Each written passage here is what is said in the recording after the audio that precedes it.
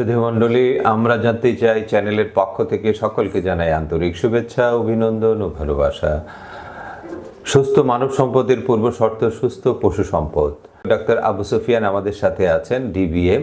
কেউ যদি মনে করে যে আমরা একটি ফার্ম করব অথবা মুরগি লালন পালন করব, বাড়ির ছাদে হোক অথবা বিশাল গ্রাউন্ডে হোক, এবং এটার কি ম্যানেজমেন্ট আছে, কি ম্যানেজমেন্টে লালন পালন করলে খুব অল্প সময়ে সুস্থ মুরগি উৎপাদন করা সম্ভব, এবং মানব স্বাস্থ্যের সাথে যেহেতু খুব ওতপ্রোতভাবে এটি জড়িত, তাই আমরা খুব জনগুরুত্ব সম্পর্ক এই বিষয়টি নিয়ে আজকে ডাক্তার আবু সুফিয়ানের সাথে আমরা প্রথমে প্রশ্ন রাখবো যে মুরগি লালন পালনে একটা ফার্ম করতে গেলে একটা কি ম্যানেজমেন্ট আছে, আপনি যদি একটু বিস্তারিত বলতেন।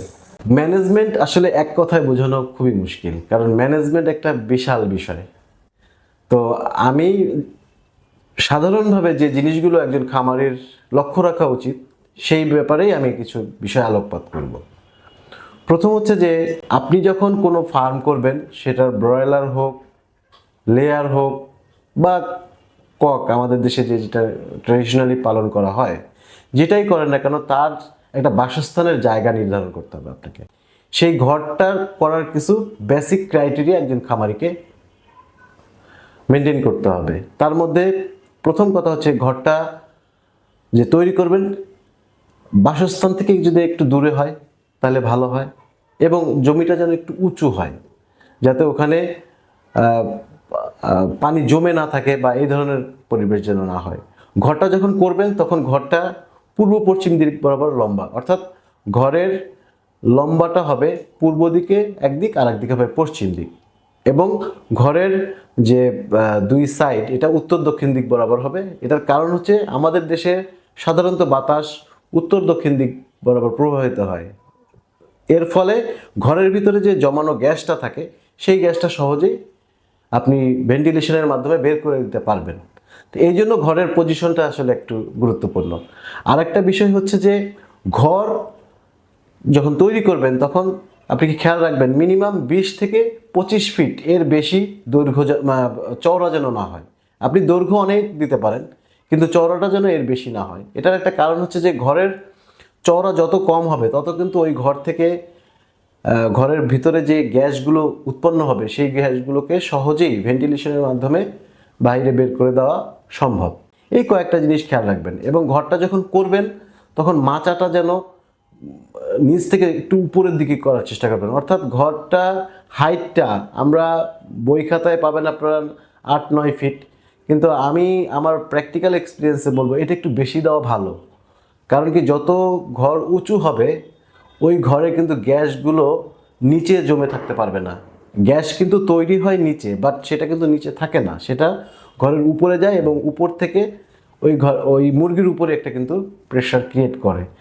ওই ঘর থেকে আপনি ড্রেনেজ সিস্টেম কিভাবে আপনি বর্জ্য নিষ্কাশন করবেন সেইটাও যদি আপনি আপনার নিজস্ব পলিসিতে যদি আপনি এটা দেখেন, মানে নির্ধারণ করতে পারেন, তাহলে ভালো হয়। তো এরকম একটা ঘর হলে আমার মনে হয় যে মুরগির পরিবেশটা খুব সুন্দর হবে। আবার এটাও খেয়াল রাখতে হবে ওই ঘরে যেন রোদও পড়ে আবার ছায়াও পড়ে। প্রচণ্ড তাপমাত্রায় মুরগি হিট স্ট্রোক করেই মারা যাবে। তো পরিবেশটা এমন হবে ছায়াও পড়ে রোদও পড়ে, এই টাইপের। 2 নম্বর দিকে যেটা খেয়াল রাখতে হবে, যেহেতু আমাদের দেশে খামারিরা একদিনের ব্রয়লার মুরগি আনে, একদিনের ব্রয়লারের মুরগি কিন্তু পরিবেশের সাথে নিজেকে খাপ খাওয়াতে পারে না, তাকে কিছু অ্যাডজাস্ট করতে হয় পরিবেশের সাথে নিজেকে। একদিনের বাচ্চাকে একটা নির্দিষ্ট পরিবেশে রাখা, অর্থাৎ তাপ, আর্দ্রতা, বায়ু চলাচল ব্যবস্থা, এই 3টা মেনটেন করে তাকে একটা কনফাইন্ড এরিয়ার মধ্যে রাখা হয়, যেটাকে আমরা ব্রুডিং বলি। তো এই ব্রুডিং সিস্টেমটার মধ্যে তাকে প্রপারভাবে লালন পালন করা। এবং এইখানে খামারিদেরকে আমি বলবো যে আপনারা 1 ঘন্টা 2 ঘন্টা পর পরে পারলে একটু দেখবেন, কারণ অনেক সময় দেখা যায় কি খামারিরা পরিবেশ তৈরি করার জন্য টিন দিয়ে ঘেরাও দেয়, উপরে বস্তা দেয় বা চট দিয়ে এমনভাবে ঢেকে দেয় যে তাপ হয়, সঙ্গে অক্সিজেন থাকে না। অতিরিক্ত তাপ, ওই তাপটা দেখা যায় যে আস্তে আস্তে তাপটা কিন্তু বাড়তে থাকে। এক্ষেত্রে দেখা যায় কি তাপ কিন্তু একটা নির্দিষ্ট লেভেলে থাকে না, সে কিন্তু আস্তে আস্তে রাইজ করে। তো আমি খামারিদেরকে বলবো এই ক্ষেত্রে অবশ্যই থার্মোমিটার একটা ব্যবহার করতে হবে, রুম টেম্পারেচার, এবং আপনি 1 থেকে 2 ঘন্টা পর পর এসে দেখবেন থার্মোমিটারে তাপমাত্রাটা ঠিক আছে কিনা। আমরা ব্রয়লারের ক্ষেত্রে 1 থেকে 3 দিন পর্যন্ত আমরা সাধারণত বলি 85 থেকে 90 ডিগ্রি সেলসিয়াস তাপমাত্রায় মুরগিটাকে রাখতে। তো এর মধ্যে যদি মুরগিটাকে রাখা যায় তাহলে কিন্তু ওর জন্য ভালো তাপমাত্রা। সাধারণত দেখা যায় গ্রীষ্মকালে আমরা 3 থেকে 7 দিন করতে বলি এবং শীতকালে 7 থেকে 14 দিন ব্রুডিংয়ের মধ্যে আমরা রাখতে বলি। এবং অবশ্যই আমি এখানে একটা জিনিস বলবো যে এই ব্রুডিংটা করতে যে দেখা যায় কি ব্রুডিংয়ের মধ্যেই অনেক সময় যদি টেম্পারেচার বেশি হয়ে যায় বাচ্চাগুলো বাল্ব থেকে দূরে সরে যেয়ে তারা জড়ো হবে। তাপমাত্রা যদি কম থাকে দেখা যাবে বাল্বের নিচে এসে জমা হয়। তারপরে ব্রুডিংয়ের মাধ্যমে একটা নির্দিষ্ট তাপে কিন্তু তার এই এনজাইম সিস্টেম বা হজম প্রক্রিয়া এটা ডেভেলপ করে, তার শরীরে রোগ প্রতিরোধ ক্ষমতা করার জন্য রোগ প্রতিরোধ ক্ষমতা বাড়ে এবং ডিমের কুসুমটাও কিন্তু 3 দিনের আগে শুকায় না আর কি। তো সেক্ষেত্রে ডিমের যে ইয়াকটা থাকে পেটের মধ্যে, তো ওটা অনেক সময় ইনফেকশন হয়ে যেতে পারে যদি আপনি ব্রুডিং বা ঠিকমতো ম্যানেজমেন্ট না করেন। আমি ওয়াটার ম্যানেজমেন্ট নিয়ে আরেকটা কথা বলতে চাই। যত বেশি পানি চেঞ্জ করবেন তত কিন্তু মুরগি পানি বেশি খাবে, ওয়াটার কনজাম্পশন বেশি হবে, মুরগির ওয়েট গেইন করবে এবং মুরগি বিভিন্ন রোগের আক্রমণ থেকে সে মুক্ত থাকবে। কারণ দূষিত পানি খেয়েই মুরগির কিন্তু বেশি রোগ হয়। একটা মুরগির পায়খানা মিশ্রিত পানি আরেকটা মুরগি যদি খায় তার শরীরে কিন্তু ইনফেক্টেড হওয়ার সম্ভাবনা বেশি থাকে। আর ওষুধের পানি আপনি একটু কম করে দিয়ে ঘন ঘনই করবেন, তাতে দুইটা উপকার। একটা হচ্ছে ওষুধ আপনার অপব্যবহার হবে না, সেই জন্য ওষুধ অল্প গোলাবেন, অল্প পানিতে খাওয়াবেন, শেষ হয়ে গেলে আবার দিবেন। আপনার একটু কষ্ট বাড়বে কিন্তু আপনি উপকারটা হবে অনেক বেশি। কারণ আপনি যদি বেশি পানিতে ওষুধ গোলান, ওই পানিটা যদি না খায় ওই পানিটা কিন্তু কিছুক্ষণ পর 5-6 ঘন্টা পর আপনাকে ফেলেই দিতে হবে, তাহলে ওই ওষুধটাও লস হলো। তো এই পানি ব্যবস্থাপনায় আমি এই দুইটা জিনিস খামারি ভাইদেরকে সচেতন থাকতে বলবো এবং খেয়াল রাখতে বলবো। খাদ্য ব্যবস্থাপনায় খামারিকে যে জিনিসটা খেয়াল রাখতে হবে, খাদ্য ব্যবস্থাপনায় আমরা আমাদের দেশে অনেক খামারি বা খামারিদের ভাইদের মধ্যে একটা কনসেপ্ট আছে যে মুরগি সারাদিন বোধহয় খাবে, সারাদিন তার সামনে খাবার দিয়ে রাখবো। বিষয়টা কিন্তু এরকম না। আপনার মুরগি এক একটা বয়সে এক এক লেভেলে খায়। যেমন আমি যদি ধরি 1 থেকে 7 দিন, প্রথমে যখন মুরগিটা আসে তখন দেখা যায় যে সে 25 থেকে 30 গ্রাম খাবার খায়, তারপরে আস্তে আস্তে কনজিউমটা বাড়ে এবং দেখা যায় যে 2 সপ্তাহে সে প্রায় 70-80 গ্রাম খাবার সে কনজিউম করতে পারে 2 সপ্তাহ পরে। তারপরে দেখা যায় যখন 3 সপ্তাহ যায় তখন সে 120 গ্রাম বা 130 গ্রাম সে কিন্তু খাবার খায়। তো এই আইডিয়াটা খামারিকে নিতে হবে যে আমার মুরগি কতটুকু খাবার খায় এবং সেই খাবারটাকে সাধারণত 2টা ভাগে আমরা দিতে বলি, সকালে 1 ভাগ আর হচ্ছে বিকালে 1 ভাগ। তো আমি খাদ্য ব্যবস্থাপনার ক্ষেত্রে একটা জিনিস এই জিনিসটাই বলবো যে খামারি ভাইরা অবশ্যই খাবারটা একটা পরিমাপ মতো মেপে দিবেন এবং সারাদিন মুরগিকে খাওয়াবেন না, 2টা ভাগে খাওয়াবেন, সকালে 1 ভাগ বিকালে 1 ভাগ। পানিটা আপনারা সারাদিন দিতে পারেন কিন্তু পানি ঘন ঘন পরিবর্তন করতে হবে, কিন্তু খাবারের পাত্র সারাদিন দেওয়া যাবে না। পরিশেষে আরেকটা ব্যবস্থাপনা নিয়ে আমি একটু খামারিদের ভাইকে দৃষ্টি আকর্ষণ করবো, সেটা হচ্ছে লিটার ম্যানেজমেন্ট। তো আমাদের দেশে সাধারণত লিটার ম্যানেজমেন্ট বা লিটার হিসেবে ইউজ করে কাঠের গুঁড়ো অথবা ধানের তুষ। তো এই কাঠের গুঁড়ো এবং ধানের তুষের মধ্যে ইন্ডিভিজুয়ালি আলাদা আলাদাভাবে দুইটার মধ্যে কিন্তু কিছু প্রবলেম আছে। যেমন কাঠের গুঁড়োটা একটা ড্রাই থাকে, বেশি ওড়াউড়ি করে এবং বেশি ওড়াউড়ি করার সময় মুরগির নাকে মুখে চোখে যায় এবং দেখা যায় যে নাকে মুখে চোখে ইনফেকশন দেখা দেয়।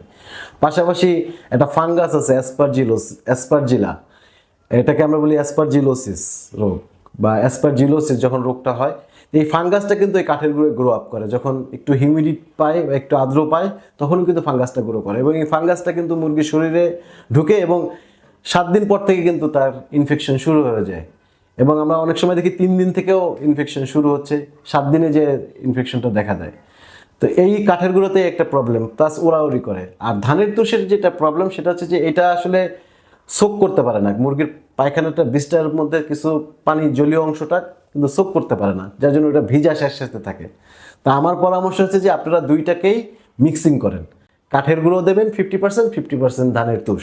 আমাদের দেশে কিন্তু কোনো পরিমাপ করে লিটার দেওয়া হয় না, যেন তেনভাবেই 1/2 ইঞ্চি 1 ইঞ্চি যে যেভাবে পারছে। এটা কিন্তু একটা নির্দিষ্ট পরিমাপ আছে। যেমন আপনি যদি গ্রীষ্মকালে খামার ব্যবস্থাপনা করেন তাহলে আপনাকে মিনিমাম 2 ইঞ্চি লিটার দিতে হবে, আর যদি আপনি শীতকালে খামার ব্যবস্থাপনা করেন সেখানে মিনিমাম 4 ইঞ্চি আপনার লিটার দিতে হবে, এটা মেপে মেপেই দিতে হবে। আমাদের দেশে দেখা যায় কি খামারি ভাইরা আসলে এটা কোনো পরিমাপ করে না। এটা কিভাবে পরিমাপ করবেন? লিটার বিছানোর পরে আপনি মাপবেন কয় ইঞ্চি হলো, ফ্লোর থেকে কয় ইঞ্চি, এভাবে ইঞ্চি দিয়ে মেপে আপনি করতে পারেন। সব জায়গায় দেখলেন এবং সমানভাবে করে দিলেন। প্রতি সপ্তাহে অন্তত 2 দিন লিটারে আপনি স্প্রে করবেন জীবাণুনাশক দিয়ে, যাতে লিটারের মধ্যে জার্মগুলো মারা যায়। হয়তো 100% পারবেন না, কিন্তু ম্যাক্সিমাম জার্মগুলো যদি আপনি কিল করতে পারেন তাহলে আপনার মুরগিতে ইনফেকশনটা হবে না। কারণ লিটার থেকেই কিন্তু মুরগির অনেক রোগ লিটারের কারণেই হচ্ছে। আর রোগ ব্যবস্থাপনায় আমি একটা কথা বলতে চাই, কোনো রোগ না হলে কোনো ওষুধ খাওয়াবেন না, এটা আমার প্রথম শর্ত। এটার কারণ হচ্ছে যে আসলে মনে করে যে মুরগির রোগ হলেই অ্যান্টিবায়োটিক খাওয়াতে হবে, যে কোনো একটা অ্যান্টিবায়োটিক খাওয়ালে মনে হয় কাজ হয়। আসলে কিন্তু বিষয়টা তা না। মানুষের মতোই অ্যান্টিবায়োটিক কিন্তু মুরগি এবং গরু বা মানুষের ক্ষেত্রে আলাদা তা না, কিন্তু ওদের মানুষেরও যেমন অ্যান্টিবায়োটিক ইউজ হয়, একজন ডাক্তার পরামর্শ করে নির্দিষ্ট রোগ ডায়াগনোসিস করে তারপরে অ্যান্টিবায়োটিকটা দেয়।